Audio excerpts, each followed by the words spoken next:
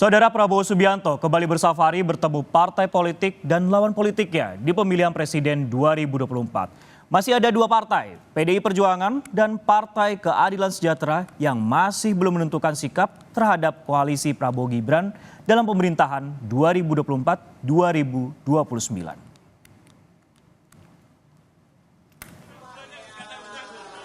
Sudah 2 dari 4 partai lawan politik Prabowo Subianto Gibran Rakabuming Raka yang didekati Prabowo. Prabowo mendekati keduanya sejak unggul dalam hitung cepat hingga penetapan Komisi Pemilihan Umum terhadap Presiden dan Wakil Presiden terpilih. Kamis petang kemarin, Prabowo mengundang Ketua Umum Partai Nasdem, Surya Paloh, ke kediamannya di Kertanegara, Kebayoran Baru. Setelah lebih dari 1 jam pembicaraan tertutup, Surya sepakat bergabung dengan Prabowo Gibran. Pertemuan yang efektif, yang produktif, kita sepakat bahwa kita akan kerjasama untuk sebesar-besarnya kepentingan rakyat Indonesia. Semua kekuatan yang bisa bergabung untuk bekerja untuk rakyat, memberi suatu pemerintahan yang kuat dan efektif. Apa saya katakan, Nasdem hari ini menyatakan, kembali menegaskan, bukan hanya yang pertama, mendukung pemerintahan baru di bawah kepemimpinan Bapak Prabowo Subianto dan Mas Gibran. Pertemuan Prabowo Surya Kamis kemarin adalah yang kedua setelah yang pertama pada Maret lalu. Prabowo datang ke kantor Nasdem Tower di Menteng. Prabowo mengajak Surya bergabung ke pemerintahannya. Dan pada Rabu, setelah penetapannya sebagai presiden terpilih, Prabowo menemui Muhaimin Iskandar, Ketua Umum Partai Kebangkitan Bangsa atau PKB, yang juga cawapres pendamping Anies Baswedan di Pilpres 2024. Prabowo juga mengajak Muhaimin bergabung di pemerintahannya. Rangkulan Prabowo terhadap lawan politiknya ini dipandang koalisinya di Pilpres sebagai langkah yang bagus untuk menguatkan kerja pemerintah meski posisinya sebagai oposisi.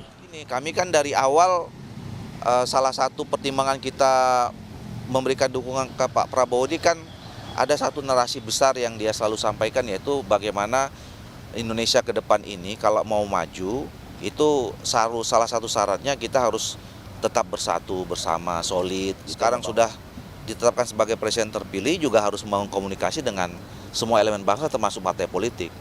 Nah, cuman ada hal yang berbeda ya. Saya kira komunikasi politik itu menjadi mutlak, penting ya dilakukan gitu. Tapi apakah kemudian itu dapat disimpulkan bergabung dengan pemerintahan, itu belum tentu. Tergantung si partai politiknya masing-masing. Ya, dan oleh karena itu kalau komunikasi politik itu sudah dilakukan dan terus dirawat, ya, urusan berada di dalam atau di luar pemerintahan saya kira udah nggak jadi soal lagi, karena itu menjadi sama mulianya. Ya. Masih ada 2 partai pemilik kursi di parlemen lawan politik Prabowo yang masih belum disambangi Prabowo. PDI Perjuangan, pengusung Ganjar Pranowo Mahfud MD, dan Partai Keadilan Sejahtera, pengusung Anies Muhaimin bersama Nasdem dan PKB. Keduanya menunggu sinyal putusan organisasi. PDIP menunggu hasil rapat kerja nasional dan PKS menunggu keputusan Dewan Syuro. Ada rencana pertemuan dengan Pak Prabowo sudah dijajaki? Kita lihat aja, tunggu waktunya dan jelas kita akan ciptakan silaturahmi ke semua pihak, ya. Bisa siapa saja yang memulai silakan saja. Tapi sudah ada ajakan untuk bertemu belum? Pokoknya kita lihat saja tunggu, ya. Jadi sekarang ini kita berharap situasi setelah keputusan ini bagaimana kita pikirkan ke depan untuk membangun NKRI lebih baik lagi. Kita berpikir positif. Sementara PDI Perjuangan sambil menunggu hasil Rakernas Mei mendatang sudah memberikan sinyal menjadi oposisi pemerintahan Prabowo Gibran. Tapi hubungan pribadi Prabowo dengan Ketua Umum PDIP Megawati Soekarno Putri tidak ada masalah. Ya, saya lihat yang selama ini terjadi, kalau sikap ibu seperti ini kecenderungan bisa salah, bisa juga benar. Kecenderungan kita ada di luar pemerintahan. Cara pribadi saya kira Ibu Mega dengan Pak Prabowo itu bersahabat dengan baik, ya, berteman baik. Tapi kan harus bisa dibedakan mana urusan pribadi, pertemanan, dan urusan organisasi dan kenegaraan. Juga kita harus juga pertimbangkan Pak Prabowo dan koalisi yang besar sekali. Mereka sudah berjuang dengan susah payah dari awal, lalu di ujung kita bergabung di sana, itu juga bisa mengganggu konsentrasi koalisi dan kesepakatan. Bila PDIP yang memiliki 110 kursi dan PKS yang punya 53 kursi memutuskan tetap di oposisi, maka politik Indonesia tetap berada dalam sistem keberimbangan. Keputusan menjadi oposisi ini diapresiasi Wakil Presiden ke-10 dan 12 RI, Yusuf Kala. Karena pemerintah perlu kekuatan pengoreksi dan pengkritik kebijakan di parlemen.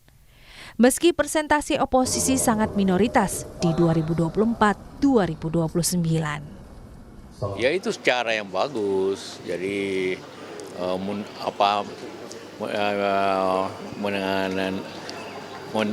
menuju ke kebersamaan, persatuan yang baik bangsa ini. Karena bangsa ini kan terlalu besar untuk ditangani sendiri, dan tapi bagaimana perlu juga ada posisi supaya ada mengoreksi.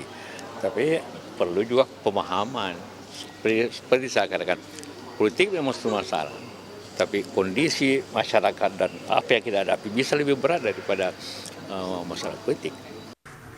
Penegasan bergabungnya Nasdem dan sinyal PKB masuk ke gerbong Prabowo Gibran membuat kekuatan Prabowo di parlemen menjadi mayoritas hingga 70% kursi. Persentase ini lebih dari cukup untuk mengegolkan berbagai dukungan politik bagi agenda Prabowo selama 2024-2029, termasuk diantaranya makan siang gratis bagi siswa sekolah dan infrastruktur di Nusantara, ibu kota negara baru Indonesia. Tim Liputan Kompas TV.